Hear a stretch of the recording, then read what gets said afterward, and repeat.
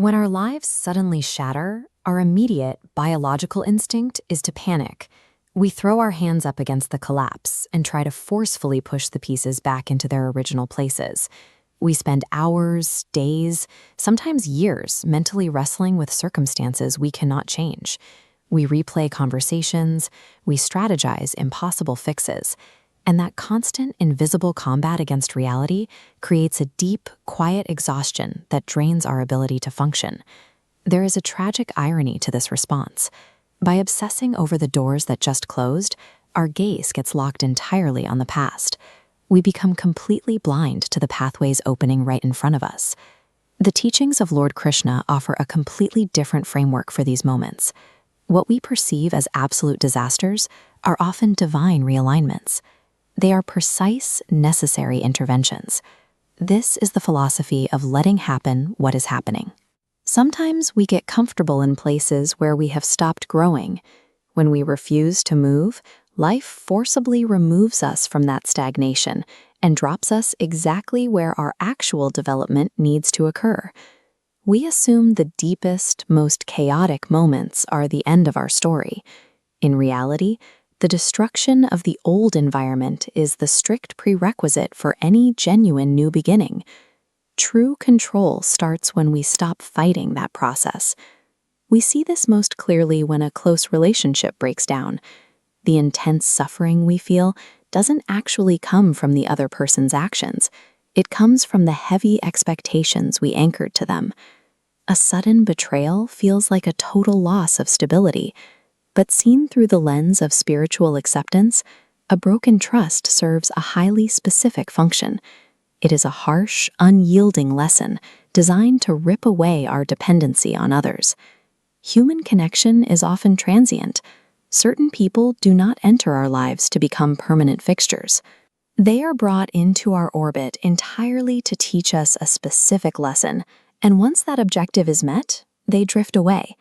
When the support system you relied on vanishes, it forces a profound realization you would never reach otherwise.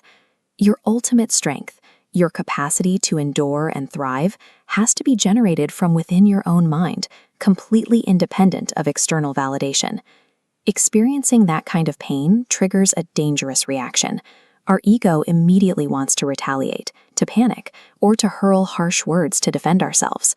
Look at this animation. A turbulent, reactive mind operates exactly like boiling liquid. Biologically and psychologically, a mind in a state of chaos is entirely incapable of reflecting reality or perceiving a logical solution.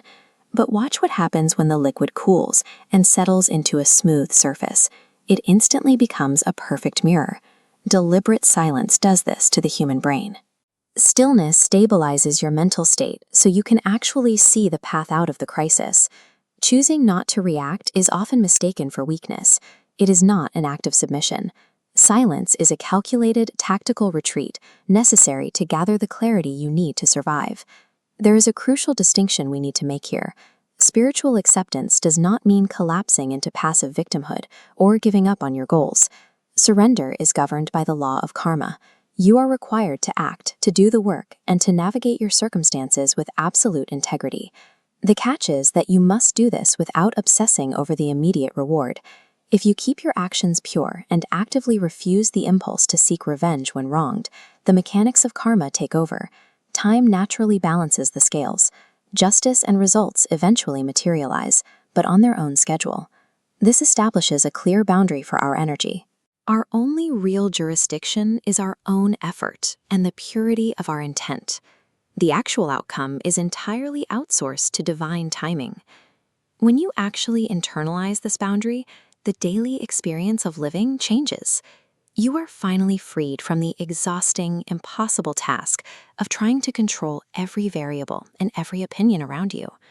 The definition of victory changes too. Winning no longer means dominating an opponent or bending a situation to your will.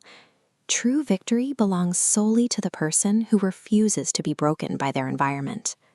For those who endure hardship and maintain their focus without constant complaint, Krishna's philosophy offers a specific promise. An unseen presence, a cosmic support system, stands actively beside you in the dark. it becomes easy to see the trap of measuring your life by external metrics. Bank accounts, social status, and the applause of the crowd are fragile things. They evaporate the moment the wind changes. A successful life leaves a much quieter footprint. It is measured exclusively by the depth of your inner peace, the resilience of your character, and the integrity of your daily actions. So, when the world breaks down around you, stop fighting the current. Take a breath. Maintain your integrity. Let happen what is happening, and trust that the universe is putting you exactly where you need to be.